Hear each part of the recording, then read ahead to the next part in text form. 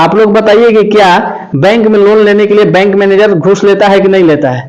लेकिन उसकी मजाल नहीं है एक रिपोर्टर से लेने के लिए, इसलिए सीधे बोलता है कि ऐसा होता नहीं, हम लोग घूस नहीं लेते हैं। इस वीडियो के माध्यम से मैं तिलोथू प्रखंड वासियों और रोहतास जिला वासियों को यह बताना चाहता हूं कि अगर आपका खाता भारतीय स्टेट बैंक में है और आप किसी प्रकार का किसान से संबंधित लोन लेना चाहते हैं तो वे लोन नहीं देंगे। हमारे बिहार में किसी से छुपा नहीं है कि थानेदार पैसा ना लेता हो और बैंक मैनेजर पैसा ना लेता हो।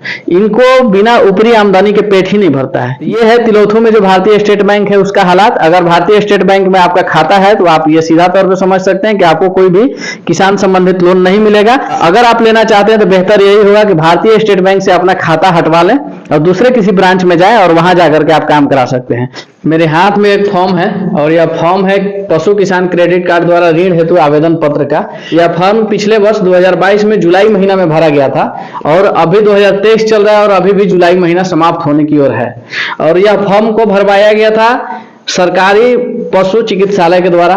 जो प्रखंड स्तरीय पशु चिकित्सालय होता है, सरकारी होता है, उसमें यह फॉर्म आया हुआ था और इस फॉर्म को पूरे गांव में घूम घूम करके उन किसानों को भरवाया गया था जिनके घर पशु हैं, मवेशी हैं। और ये रनिंग पशु के लिए था। रनिंग पशु कहने का मतलब ये है कि जिनके पास पहले से मवेशी है, पशु है, 2 गाय हो, 3 गाय हो, 4 भैंस हो, जो भी हो, उनके लिए यह ऋण मिलने वाला था। इस ऋण का जो समयावधि था लगभग 2 महीने का था, लेकिन यहाँ तो 1 साल से भी ज्यादा हो गया, लेकिन यह ऋण नहीं मिला है। वीडियो में मैं ये बताना चाहता हूँ कि भारतीय स्टेट बैंक तिलोथू जो है किसी भी किसान को ऋण नहीं देना चाहता है, सिर्फ पूंजीपति और व्यापारियों को ऋण देना चाहता है और बाकी किसी को ऋण नहीं देना चाहता है। इस लोन के पीछे, इस ऋण के पीछे नियम यह है कि आप 3 साल तक बिना किसी ब्याज के सरकार के पैसे को यूज कर सकते हैं और 3 साल के बाद में इसी पैसे के बदले आपको 4 से 5% का ब्याज देना होगा। अब इसमें बैंक को यह दिखता है कि अगर हम किसानों को लोन देंगे तो उससे मेरा जो ब्याज दर है बहुत कम निकल के आएगा, इसलिए बैंक मैनेजर ये नहीं चाहता है कि किसी किसान को लोन दिया जाए। अब बात ये रही, कुछ लोग सोचते होंगे कि बैंक मैनेजर को इसमें क्या करना है, अगर सरकार ने ये आदेश दे रखा है कि किसानों को लोन देना है तो उसे देना पड़ेगा। लेकिन उनकी जो मीटिंग होती है उसमें उन लोगों को सजेस्ट किया जाता है कि किसानों को कम से कम लोन दे, व्यापारियों को ज्यादा से ज्यादा लोन दे। ये फॉर्म किसी और का नहीं, ये फॉर्म मेरा ही है। मैं खुद अपने लिए भरा था और इसलिए भरा था कि जिस प्रकार से पशु चिकित्सालय के कर्मी बता रहे थे कितना आसानी से लोन मिल जाने वाला है, तो मैंने चेक करने के लिए ये फॉर्म फिलअप किया था। इस फॉर्म को मैंने निकाल करके बैंक से वापस ला लिया हूं और मैंने बोला कि मुझे लोन नहीं लेना है, मुझे देखना था कि आप लोग लोन कर पाते हैं या नहीं कर पाते हैं। इसके एवज में इतना पेपर मांगा जाएगा, इतना पेपर मांगा जाएगा कि आप थक जाएंगे पेपर देते देते। लेकिन वही पेपर न देकर के 50,000 रुपया घूस के रूप में दे देते हैं और अपना पहचान छुपा कर दे देते हैं, किसी एजेंट को दे देते हैं, तो आपका काम बन जाएगा। इस प्रकार का लोन ऐसा नहीं है कि किसी का नहीं हुआ, लेकिन जिसने घूस दिया उसका लोन हुआ। मैं बैंक बार बार नहीं जाता हूं, लेकिन बैंक वाले को परेशान करने के लिए कभी कभी चला जाता हूं। और परेशान करने के लिए नहीं, इस फॉर्म को भरने के लिए गांवों में किसानों से कुछ दलालों के द्वारा 500-500 रुपया, 1,000 रुपया लिया गया है और किसानों को ये लगा कि ये लोग इस फॉर्म को भरवा रहे हैं तो लोन पास करवा देंगे और हमारे पास पैसा आ जाएगा जिससे हम कुछ काम कर लेंगे। तो किसानों ने जैसे तैसे करके 500, 1,000 रुपया, 800 उन दलालों को पैसा दिया है कि मेरा लोन पास हो जाए। आज उन किसानों से अगर मैं पूछता हूं कि आपने जो फॉर्म भरवाया था 1,000 रुपया दे करके, उसका क्या हुआ, तो उन किसानों का कहना होता है कि दलाल तो यही कहता है ना कि सरकारी काम है, धीरे धीरे होगा। लेकिन बैंक में जब एक रिपोर्टर जाता है तो वहां सच्चाई कुछ और नजर आता है। मैं ये समझता हूं कि मैं रिपोर्टर होकर के 1 साल से इस बैंक में जा रहा हूं और मेरा काम नहीं हुआ। आम किसान जो हैं, जो खेतों में काम करते हैं, मजदूरी करते हैं, उनका लोन हो जाएगा क्या? भारतीय स्टेट बैंक लोन करेगी क्या? नहीं करेगी। अब बहुत लोग सोचेंगे कि अगर आप रिपोर्टर हैं, आपके पास टाइम है, तो आप तह तक क्यों नहीं पहुंचते? तो मैं तह तक ही पहुंचने का प्रयास कर रहा हूं। इसके लिए मैं प्रखंड में जो पशु चिकित्सालय है वहां मैंने डॉक्टर से बात किया। डॉक्टर साहब ने बोला कि मेरा जो काम था सर मैंने कर दिया, अब जो काम बचा है बैंक का बचा है और बैंक अपना काम करने में आनाकानी कर रहा है, यानी कि बैंक सीधे तौर पे आपको लोन देना नहीं चाहता है।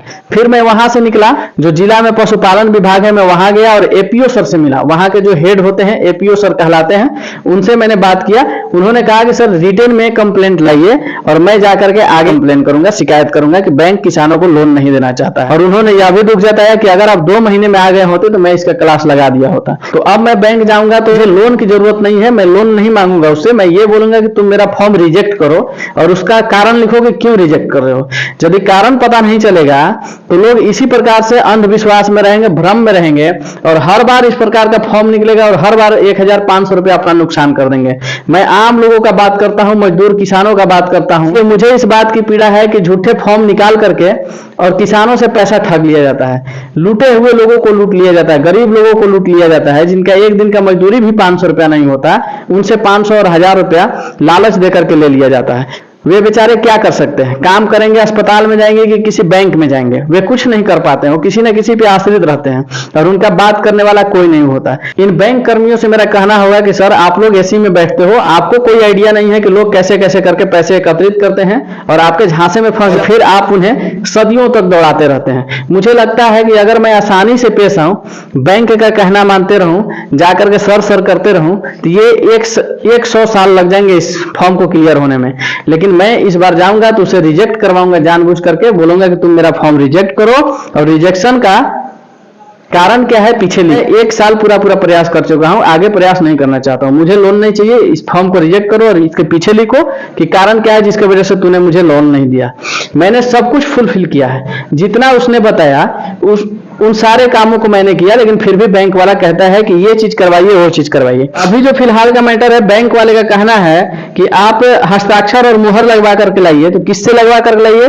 तो सचिव मिल्क यूनियन से लगवा करके आइए। इस फॉर्म में सीधा लिखा हुआ है कि उन किसानों पशुपालनों के लिए जो ऑपरेटिव मिल्क यूनियन से संबंधित है तथा दूध का भुगतान संबंधित मिल्क यूनियन द्वारा सीधे किसान को दी जाती है। कि अगर आप अपने मवेशी का दूध किसी यूनियन को बेचते हैं, किसी समिति को बेचते हैं और वहां बेचते हैं तो आपको पैसा मिलता होगा, और सरकारी समिति में अगर आप बेचते होंगे अकाउंट में पैसा देता होगा। तो ये ब्यौरा इसमें बोल रहा है कि मेंशन करके लाइए, लेकिन मैंने कभी दूध बेचा ही नहीं, तो मैंने नॉट एप्लीकेबल लिखा, उसमें NA लिखा है, ना लिखा है। ये बैंक के जो फील्ड अफसर हैं उसको इतना समझ में नहीं आ रहा है कि जो चीज इसने किया नहीं उसका ब्यौरा मैं क्यों मांग रहा हूं। और वो बोलता है कि अगर मैं आगे भेज भी दूंगा, आगे से रिजेक्ट होकर आ जाएगा, मुझे डांट पड़ेगी। यानी कि तिलोथू में जो भारतीय स्टेट बैंक का ब्रांच है, ये दलालों के हिसाब से काम करते हैं। दलाल जिस चीज को बोल देते हैं कि सर ऐसे होता है, तो वे लोग उस पर भरोसा करके और काम करते हैं। यानी कि इनकी पढ़ाई ना तो काम आती है और न ही इनकी ट्रेनिंग काम आती है। ये दलालों के हिसाब से चलते हैं और दलाल जैसे बोलेंगे वैसे करते हैं। अगर उनसे मैं सीधे तौर पे घूस की बात करता हूं, सर ले लीजिए ना पैसा, काहे के लिए परेशान किए हैं, तो वे लोग सीधा मना करते हैं कि नहीं नहीं ऐसा होता ही नहीं है। आप लोग बताइए कि क्या बैंक में लोन लेने के लिए बैंक मैनेजर घूस लेता है कि नहीं लेता है? लेकिन उसकी मजाल नहीं है एक रिपोर्टर से लेने के लिए, इसलिए सीधे बोलता है कि ऐसा होता नहीं, हम लोग घूस नहीं लेते हैं। इस वीडियो के माध्यम से मैं तिलोथू प्रखंड वासियों और रोहतास जिला वासियों को यह बताना चाहता हूं कि अगर आपका खाता भारतीय स्टेट बैंक में है और आप किसी प्रकार का किसान से संबंधित लोन लेना चाहते हैं तो वे लोन नहीं देंगे। हमारे बिहार में किसी से छुपा नहीं है कि थानेदार पैसा ना लेता हो और बैंक मैनेजर पैसा ना लेता हो। इनको बिना ऊपरी आमदनी के पेट ही नहीं भरता है। ये सभी जो है अलग से कमाई करते हैं और अलग से पैसा जरूर लेते हैं।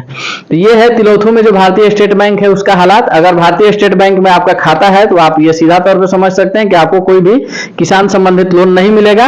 अगर आप लेना चाहते हैं तो बेहतर यही होगा कि भारतीय स्टेट बैंक से अपना खाता हटवा लें और दूसरे किसी ब्रांच में जाएं और वहां जाकर के आप काम करा सकते हैं। हम किसानों को ये पता चलता है कि ये जो हम लोग ऋण लेने जा रहे हैं, लोन लेने जा रहे हैं और इसका पैसा बैंक मैनेजर के घर से आता है या फिर फील्ड ऑफिसर के घर से आता है, तो हम लोग बैंक के दरवाजे तक नहीं जाते। लेकिन हमें मालूम था कि सरकारी संस्था है तो सरकार पैसा मुहैया कराती होगी, इसलिए हम लोग चले जाते हैं। और भाई हम लोग तो भोले भाले लोग हैं, सरकार के बहकावे में आ जाते हैं और फिर उसमें फंस जाते हैं। तो ये है तिलोथू के भारतीय स्टेट बैंक का कारनामा।